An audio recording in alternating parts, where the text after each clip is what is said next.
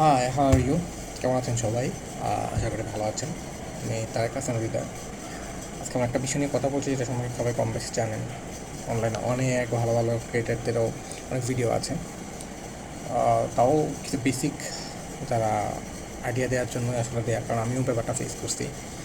এখনকার সবারই কম বেশি বাসার ডেস্কটপ থাকে বা পিসি থাকে, বা পিসি বিল করতে চান স্কুল কলেজের কাজের জন্য, নিজের অফিসের কাজের জন্য। কিন্তু আসলে পিসি বিল্ডিং নিয়ে আইডিয়া নেই, বা কীভাবে বিল্ড করতে হবে একটা ন্যূনতম। আপনি ট্রাই করে নিজের থেকে একটু দেখতে চান যে না, আমি এই আমার বাজেটের মধ্যে কেমন পিসি পেতে পারি। এই ব্যাপারগুলো নিয়ে একটা ছোটো ভিডিও করতে যাচ্ছি আমি। তো আপনি একটা আইডিয়া পাবেন যে নিজের থেকে কীভাবে আপনার পিসি বিল্ড করতে হয়।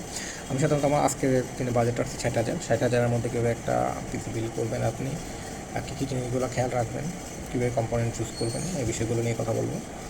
আর আজকে আমাদের যে পিসিটা বিল্ড হবে সেটা এএমডি রাইজেন প্রসেসর দিয়ে করা হবে। আপনার দুই ধরনের পিসি বিল্ড হয়, একটা হচ্ছে ইন্টেল, একটা এএমডি সাধারণত একটু অ্যাফোর্ডেবল ওই হিসেবে, আমাদের বাজেটের শর্ট হিসেবে আমি এএমডি দিয়ে করছি। আর কেউ হয়তো ইন্টেল দিয়ে করতে পারেন। আর তো তাহলে শুরু করা যায় সময় নষ্ট না করে।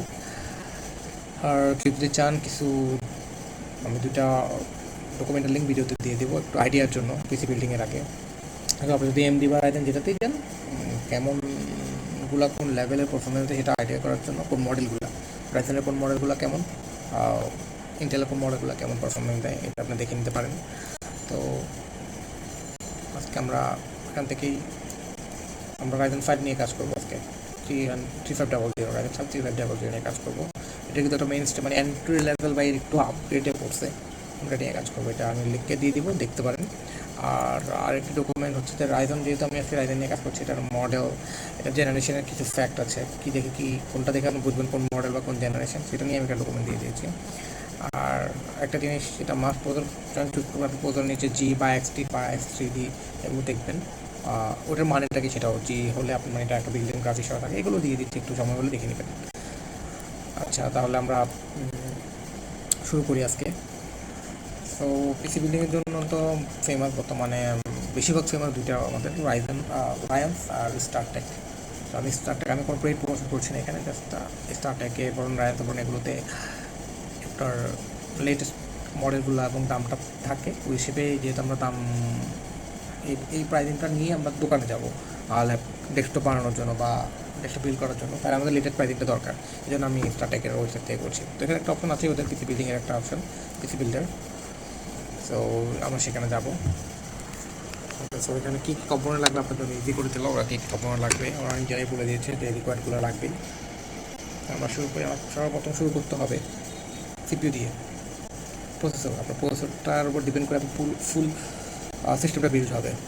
সো আমি আগেই বলেছি আমি রাইজেন নিয়ে করছি, এবং কোন মডেল সেটা বলে দিয়েছি, রাইজেন 3500 নিয়ে।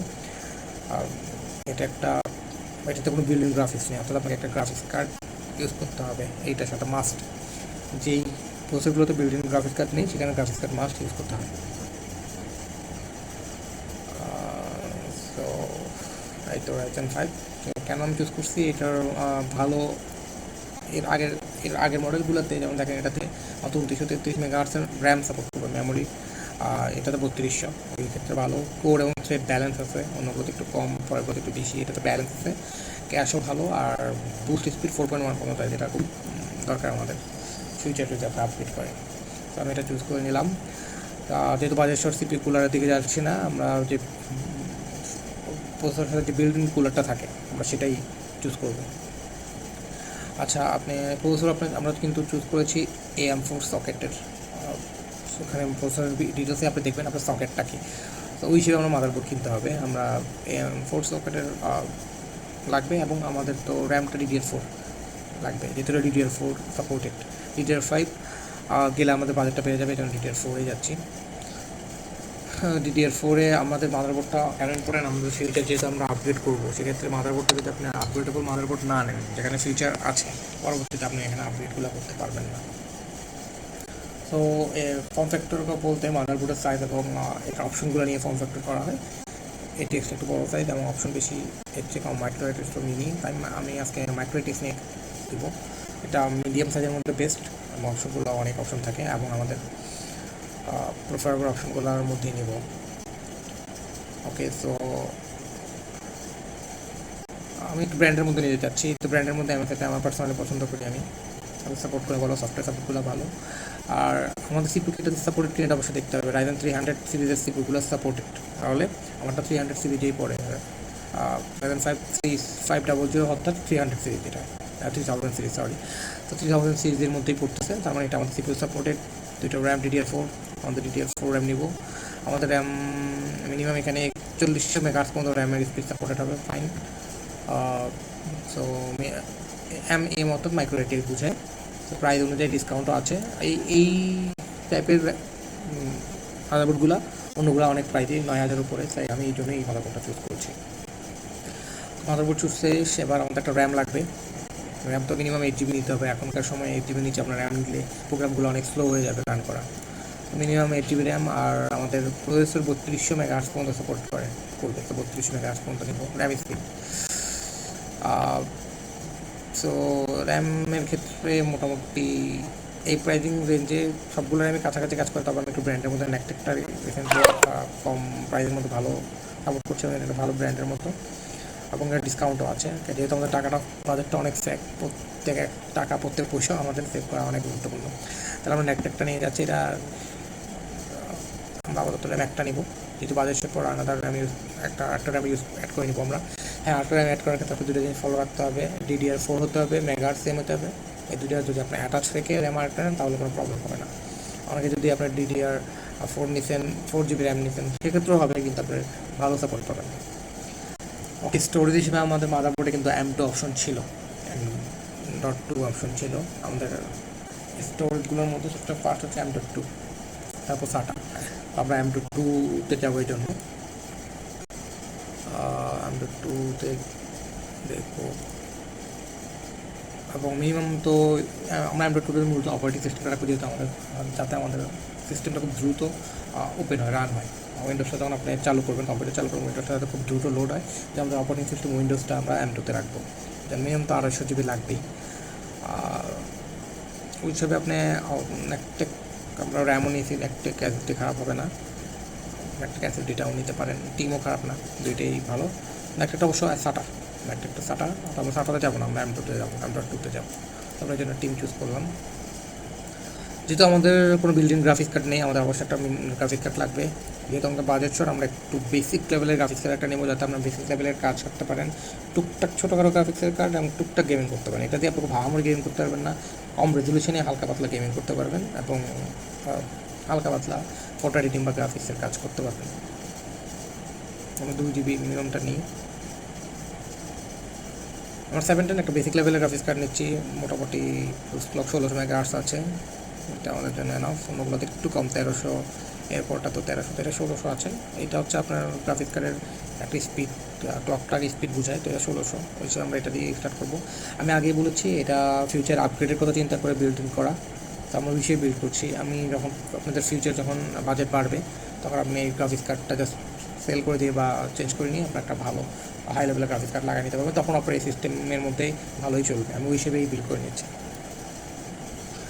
পাওয়ার সাপ্লাই লাগবে। আপনি এখানে আমাদের যখন সব চুজ করবেন, ওখান থেকে আপনি এখানে ওয়াট, যে কত ওয়াট আপনার মিনিমাম কম্পোনেন্টগুলো লাগতেছে, ওইটা চুজ করেই আপনি পাওয়ার সাপ্লাই নেবেন। যেহেতু আমার একটা আইডিয়া আছে কেমন পাওয়ার সাপ্লাই নেবে, এই জন্য আমি এটা অন্যগুলো চুজ করার আগে আমি এটা চুজ করে নিচ্ছি।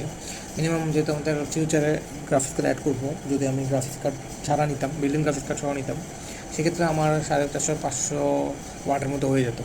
যদি আমি ফিউচারে গ্রাফিক্স কার্ড অ্যাড করবো বা আপগ্রেড করবো, এক্ষেত্রে আমাদের পাওয়ার সাপ্লাইটা একটু আরও বেশি ওয়াটের লাগবে। আমি মিনিমাম 400-450 ওয়াটের মধ্যে নিব। সো ওখান থেকে মডিউলার নন অনেক অপশন আছে, এগুলো নিয়ে কথা না বলছি না, এগুলো আমার বড় হয়ে যায় ভিডিও।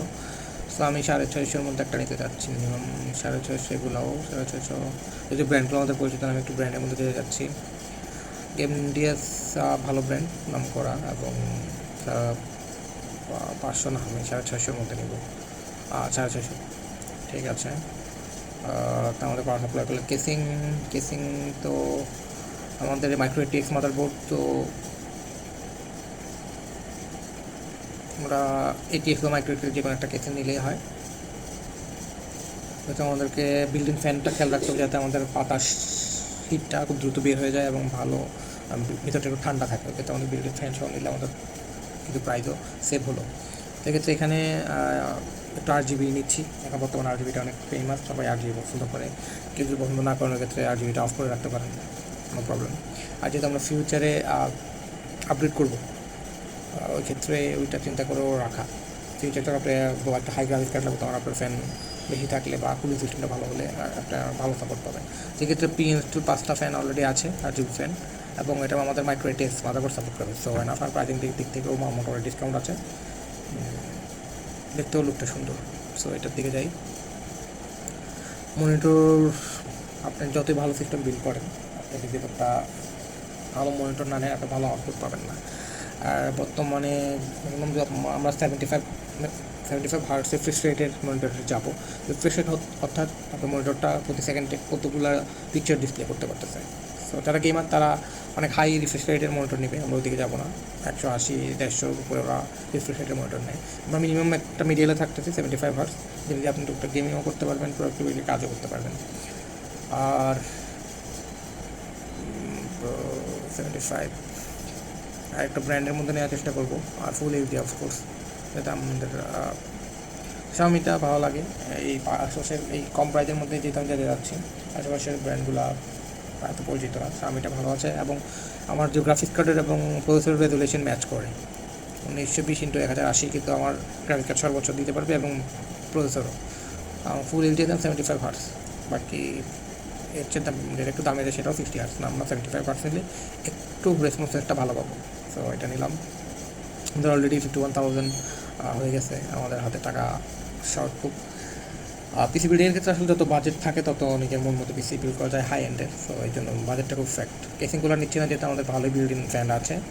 আর কিবোর্ড মাউসে এখন টাকা খরচ করবো না, আমরা আপাতত একটা কম্বো নিয়ে নিব। আর যেহেতু আমরা কিছুটা RGB নিচ্ছি, সো মাউস কিবোর্ডটাও RGB রাখি। আমার কাছে হোয়াইট কালারটা একটু ভালো লাগছে পার্সোনালি। সকলেই কাছাকাছি, যারা RGB পছন্দ করবেন না তারা অন্যটা চুজ করতে পারেন। আমার আর কি লাগবে, আমাদের বাকিগুলো ইম্পর্টেন্ট না, ওগুলো আমরা পরবর্তীতে বাজেট অ্যাড করে নেব। যখন স্পিকার হেডফোন এগুলো এখন লাগবে না। ইউপিএসটা অবশ্যই লাগবে, আপনার কারেন্ট চলে গেলে একটা ব্যাকআপের প্রয়োজন আছে। তো আমরা একটা 250 ওয়াট একটা মিনিমাম নিয়ে নিচ্ছি। ডিজিটাল এক্সচার্জে 50টা আমার সাপোর্ট করবে, এটা আমার সিস্টেমকে ভালোই সাপোর্ট দেবে। তো এটা নিয়ে নিচ্ছি। আমাদের আর কি বাদ পড়েছে, আচ্ছা আমরা এখানে একটা জিনিস বাদ পড়েছে, এটা তো আমরা SSD নিচ্ছি, কিন্তু স্টোরেজের জন্য আর কিছু নিয়ে নেই। আর একটা স্টোরেজ লাগবে, আমাদের বাজেট শর্ট, এই জন্য আমরা হার্ড ডিস্কের দিকে যাচ্ছি না। হার্ড ডিস্কের প্রাইসটা অনেক বেশি, আপনার একটা ডেস্কটপ হার্ড ডিস্ক নিতে গেলে 16,000 টাকা লাগবে, আমাদের বাজেট অনেক শর্ট। আমরা আপাততর জন্য একটা অল্প স্টোরেজের একটা SATA নিয়ে নিই, যেটা হার্ড ডিস্ক থেকে অবশ্যই ভালো সাপোর্ট দিবে স্পিডের ক্ষেত্রে, কিন্তু স্টোরেজ কম হলেও স্পিডের ক্ষেত্রে ভালো সাপোর্ট দিবে। কোনো বাজেট পর বাড়লে আপনি 3-4-5টা পর্যন্ত আপনার হার্ড ডিস্ক বা SATA SSD অ্যাড করে নিতে পারবেন আপনার ডেস্কটপে, ওরকম অপশন থাকে মাদারবোর্ডগুলোতে। সো আপাতত একটা হার্ড ডিস্কে মানে আমি SATAতে যাই, একটা নর্মাল SATA SSD নিয়ে নিই।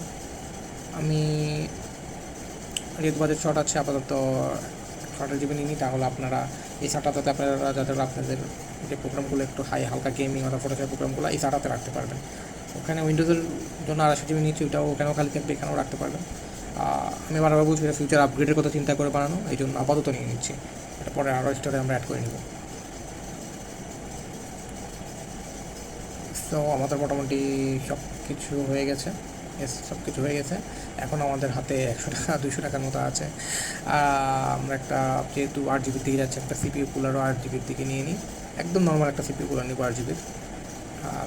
স্টকটা অনেক সময় ভালো সাপোর্ট দেয় না, তো একটা নর্মাল কুলার নিয়ে নিচ্ছি। আমাদের